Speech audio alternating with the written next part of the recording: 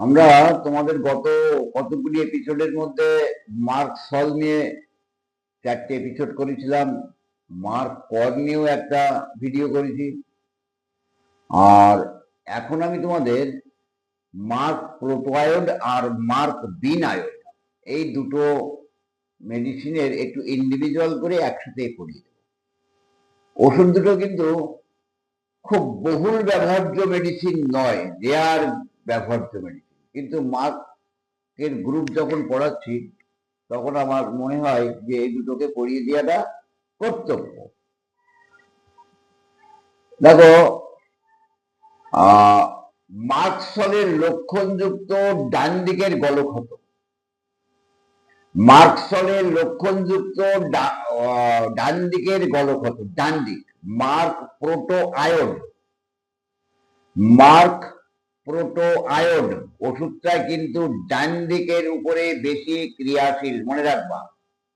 আর mark বিনআয়োড হচ্ছে বাম দিকের উপরে ক্রিয়াশীল, বিন বাদিকে আর প্রোটো ডান দিকে। এটা একটু মনে রাখলে কিন্তু তোমাদের ওষুধ বুঝতে সুবিধা হবে। এমন কোনো বড় বা বেশি কিছু লক্ষণ নেই।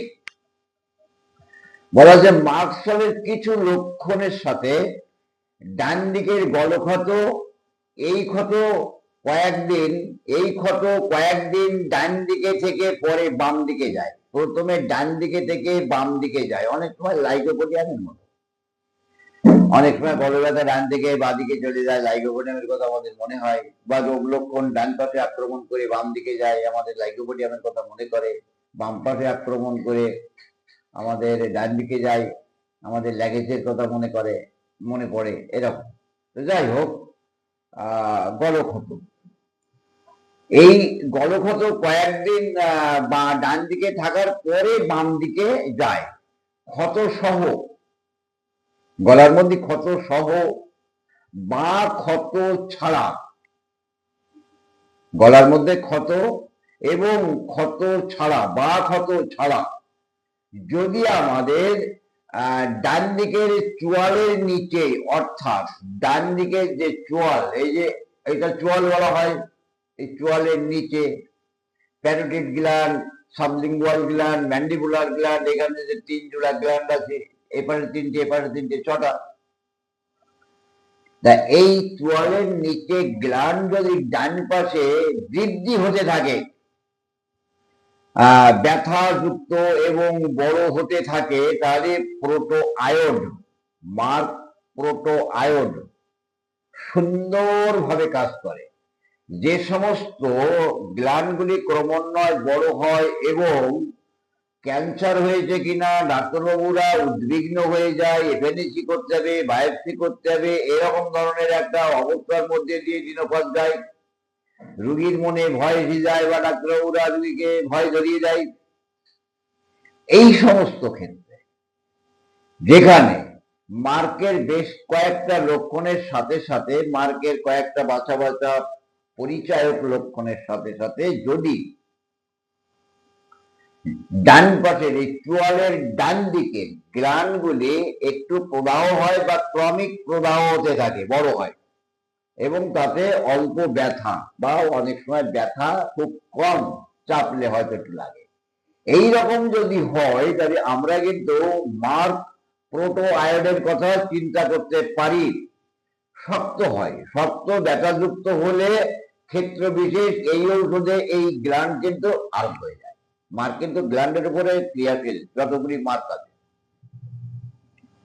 তবে খেয়াল রাখবা, ওষুধটা কিন্তু একটু ধীর গতি সম্পন্ন, অর্থাৎ আজকে মেডিসিন দিলাম কালকেই আর এই গ্ল্যান্ড আউট হয়ে গেল না, এটা নয়। কিন্তু যদি ওষুধ দেওয়া যায়, এইরকম মার্ক প্রোটোআয়োডের 2 কেজি ওষুধ দেওয়া যায়, ওষুধ যদি নির্বাচিত হয়, তাহলে তার মধ্যে যদি ক্রিয়া হয়, সে কিন্তু অন্তত 48-72 ঘন্টার মধ্যে গলায় একটা স্বচ্ছন্দতা বোধ অনুভব করবে প্রথম, তারপর আস্তে আস্তে আস্তে আস্তে আস্তে এটা কিন্তু নিঃশেষ হয়ে যাবে। তবে একটু ধীর গতি সম্পন্ন ওষুধ, আর এই ধরনের ওষুধগুলিকে কিন্তু অপব্যবহার না করা হয়, অর্থাৎ ওই 12, 14, 15, 18 ডোজ দিয়ে দিলাম, কন্টিনিউয়াস একবার করে খেয়ে যাও, হোমিওপ্যাথিতে শক্তিকৃত ওষুধগুলি ব্যবহার করার জন্য যতটা আমাদের হাতটা ঢিল থাকবে তার থেকে বেশি মুঠো থাকবে, ওষুধ ব্যবহার কম করে। ওষুধ ব্যবহার করার থেকে ওষুধ ব্যবহার না করা আগে শিখতে হবে, বুঝা গেল? তাহলে কি বলা হচ্ছে, মার্কের বেশ কিছু লক্ষণের সাথে গলার মধ্যে ক্ষত থাকতেও পারে, নাও পারে। গলার মধ্যে ক্ষতগুলি ডান দিক থেকে বাম দিকে যায়, এটা থাকতেও পারে, নাও পারে। যদি এই রকম কোন রোগীর এই ডান চোয়ালের এই গ্ল্যান্ড অর্থাৎ 3 জোড়ার যে কোনো একটা গ্ল্যান্ড বা দুটো গ্ল্যান্ড যদি একটু ব্যথাযুক্ত হয়, শক্ত হয়, খোলা থাকে, তাহলে আমরা কিন্তু মার্ক প্রোটোয়াইডের কথা মনে করতে পারি, দিতে বলছি না। তার কারণ দেখা গেল রুগী হয়তো অন্য মেডিসিন আছে, আমাদের ওষুধ তো মনের মধ্যে অনেক এসে যাবে, মনে করতে হবে। দেওয়াটা কিন্তু তোমাদের কাজ, আমার কাজ না।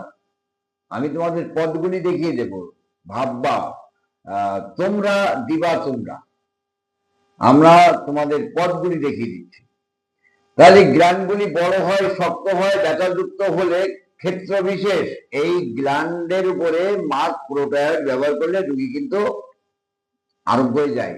অর্থাৎ ক্যান্সার হয়েছে বলে সন্দেহজনক অবস্থায় রোগী টানাটানি করছে, বায়োপসি করতে হবে, এফএনসি করতে হবে, নানান ধরনের রোগীর অবস্থা। এখানে কিন্তু আমরা যদি মার্ক প্রোটোয়াইড ডান পাশের এই গ্ল্যান্ডের বৃদ্ধিতে বা শক্ত প্রদাহযুক্ত গ্ল্যান্ডের ক্ষেত্রে ব্যবহার করি, প্রথম দিকে আরোগ্য হয়ে যায়। বেশিরভাগ আমি নিজে হাতে এমন রোগী বেশ কিছু ট্রিটমেন্ট করেছি। ক্যান্সার হয়েছে বলে বায়োপসি এবং এফএনসি করতে হবে, এইরকম একটা টেন্ডেন্সি। তবে এই ধরনের গ্ল্যান্ডগুলিকে ছুরিকাঘাত বা সুচ দিয়ে ফোটানো, এগুলি কিন্তু খুব ভালো লক্ষণ নয়। কারণ কেউটে সাপের পায়ে লেজে পা দিয়ে সে কিন্তু সবল দেবেই।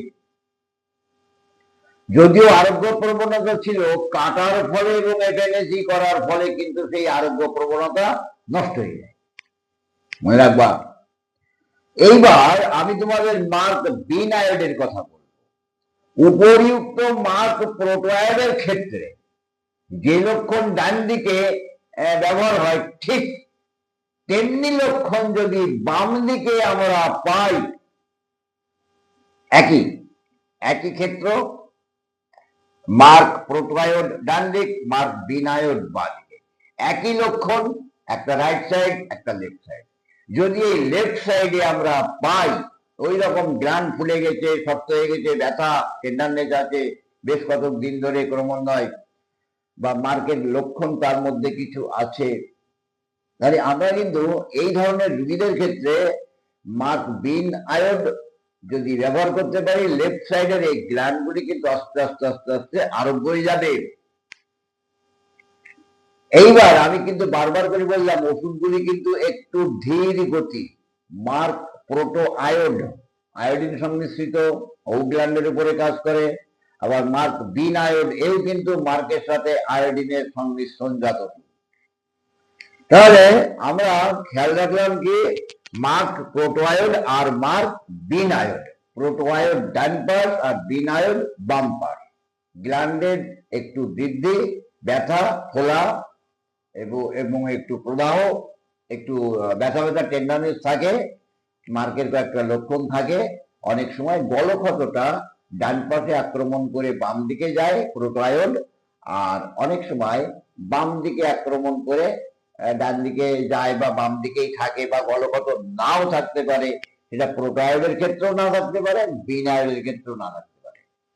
তাহলে আমরা কিন্তু এই ডান পাশ বা বাম পাশে parotid gland, mandibular gland, sublingual gland inflammation হলে বা গলক্ষতে বা ব্যবহার করলে আমরা কিন্তু বেশ কিছু রোগীকে এইরকম অবস্থায় আরোগ্য করে দিতে পারি।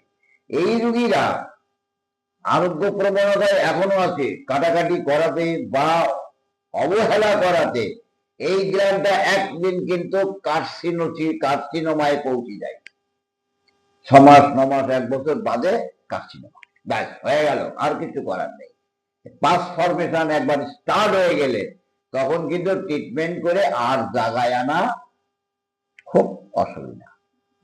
ওই কেমো দাও আর যাই করো, রাম করো শ্যাম করো, যদু করো আর মধু করো, হয়তো কয়েক মাস কয়েক বছর হয়তো এই সমস্ত গ্ল্যান্ডের অবস্থায় ঠিকই দেওয়া যায়, আরোগ্য হয় না।